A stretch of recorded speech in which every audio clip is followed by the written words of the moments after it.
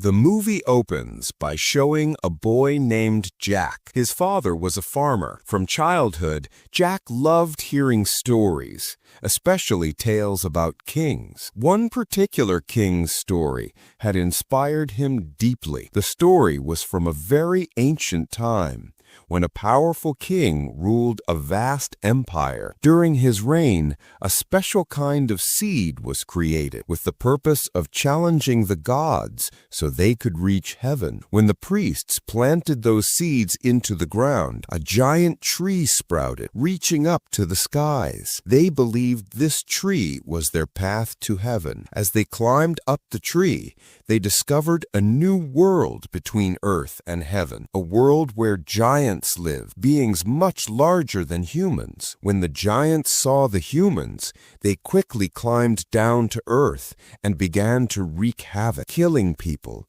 and even devouring them. Amid this terrible chaos, one of the king's warriors managed to kill a giant. Using magic, the priests crafted a crown from the giant's heart. The most astonishing part of the story was when the king wore that crown and appeared before the giants. They all knelt, not because of the king's status, but because of the crown's power. Then the king commanded the giants to return to their world, and they obeyed. After the giants left, the king cut down the huge beanstalk. He kept the magical seeds with him, and when the king died, the seeds and the crown were buried with him in his coffin. This was not only Jack's favorite story, it was also loved by a princess. 10 years passed, and Jack had grown up. One day, as he was on his way to the city to sell his horse, he saw a play being performed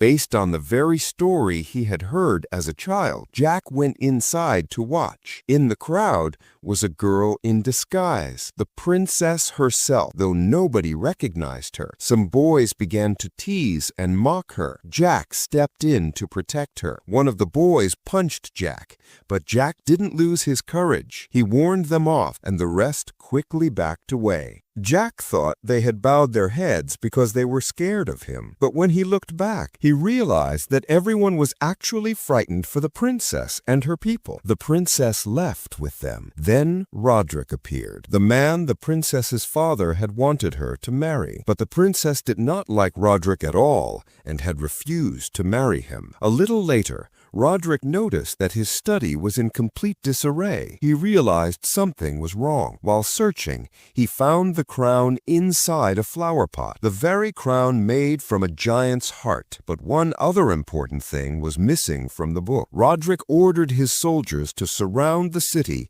and find the priest by any means. Meanwhile, a priest appeared before Jack. He said, "I want to buy your horse." Jack replied, "Then you must pay for it." But the priest had not a single coin. He gave Jack some seeds and spoke of a father, saying that if Jack gave these seeds to him, Jack would receive his money. Surprised, Jack asked, "Who pays with seeds?" The priest replied, "These seeds are no ordinary seeds. They're magical. They're powerful and can even bring great change to this world. They're extremely rare, so do not lose them under any circumstances. And most importantly, never let them touch water." With these words, the priest left in exchange for the horse. But not long after, the priest was caught. When Jack returned home, his uncle was furious. He said, "What did you bring? Seeds in exchange for a horse? The priest tricked you." In his anger, the uncle threw the seeds away. As Jack picked them up, one seed fell through a wooden crack and disappeared, unnoticed by Jack. Meanwhile, it was raining outside. The princess happened to pass that way because she had run away from home rather than marry Roderick. She took shelter in the wooden house to escape the rain. Jack knew she was a princess, so they began talking. Suddenly, rainwater fell onto the seed that had slipped into the ground. The priest had warned not to let the seeds touch water, but now, soaked by rain, the seed began to sprout. Its roots were under the house, so as the beanstalk grew taller and taller, it carried the entire house up into the sky. The princess was trapped inside. Though Jack tried to save her, the house kept rising higher into the clouds. The next morning, the king arrived and saw a giant beanstalk reaching up into the sky, so tall that its top could not be seen. Jack told everything to the king. The king made all the preparations and said, "Go, rescue my daughter." Roderick then spoke up. "I will go too, because I love her, and she is my future wife." Jack also wanted to go, so they took him along as well. As they climbed up the giant beanstalk toward the sky, Roderick deliberately cut the rope. Several knights fell to their deaths. Finally, they reached their planned destination, a place that was suspended between heaven and earth. Once they arrived, Roderick turned to Jack and said, "I know you have the magic seeds. Give them to me." Holding him at knife point, Roderick forcefully took the seeds. However, Jack managed to hide one seed without Roderick noticing. After that, they split into groups of 3 to search for the princess. Everywhere, the shadow of death loomed around them. At one point, a giant appeared before Jack's group and captured Jack's 2 companions. Jack followed the giant because he was sure that the princess was imprisoned where the giants were going. Meanwhile, Roderick was with his own companions, but he suddenly pushed one of them off a ledge, knowing that he wasn't a true ally. Just then, a giant appeared and killed his remaining companion. Then, the giant lunged at Roderick as well, but Roderick took out the magical crown. Placing it on his head, he appeared before the other giants, and they all recognized him as their king.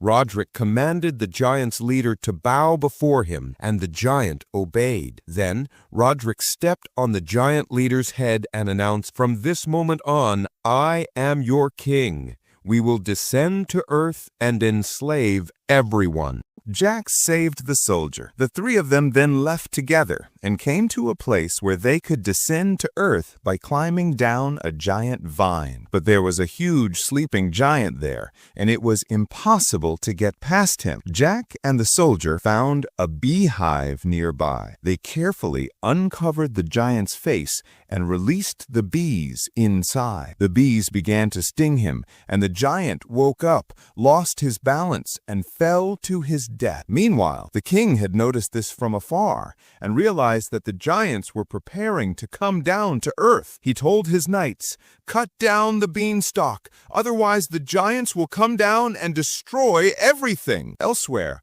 Roderick was making his own preparations to descend with the giants, but the soldier was secretly watching him. Just as Roderick was about to climb down, the soldier attacked him and killed him. The crown slipped off Roderick's head and fell to the ground. On earth, the knights began chopping the stalk. The beanstalk slowly cracked and toppled. The soldier fell along with it. The princess and Jack also tumbled to earth as the beanstalk gave way. And so, all 3 of them survived. Meanwhile, up above, the giant's leader found the crown and placed it on his finger. The giants accepted him as their king. But with the beanstalk cut, they could no longer descend to earth. Right then, they discovered a small pouch containing the magical seeds. The giant king threw the seeds into water, and new beanstalks began to grow. The giants moved these new stalks toward earth, preparing to descend once again. Back in the kingdom,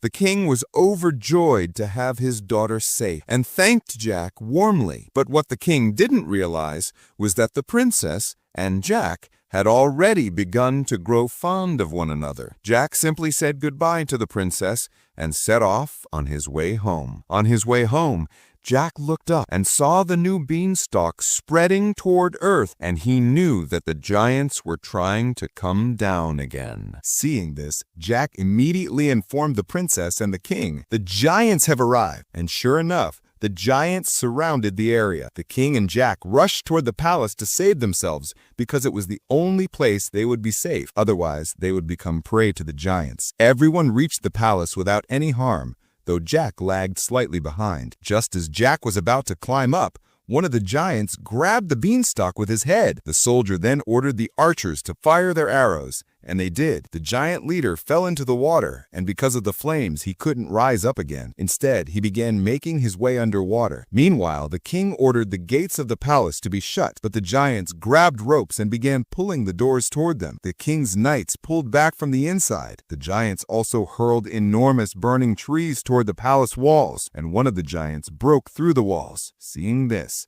the king despaired and said it would be impossible to stop these giants. The king told the princess to go into a hidden room where she would find a secret passage leading to a torch. Lighting that torch would send a signal far and wide that they were in grave danger. The princess and Jack followed the king's instructions and went toward the torch. Meanwhile, the ground began to tremble as the giant leader, who had sunk into the water, emerged by tearing up the earth. The giant leader grabbed the princess and Jack at once. Just as he was about to eat them, Jack pulled out the last magic bean and tossed it into the giant's mouth. The bean slid into his stomach, and immediately strange things began to happen. A huge beanstalk sprouted inside the giant, tearing him apart from within. The giant was shattered into pieces. One of his severed hands, still holding the crown, fell at Jack's feet. Elsewhere, the giants had already stormed into the palace.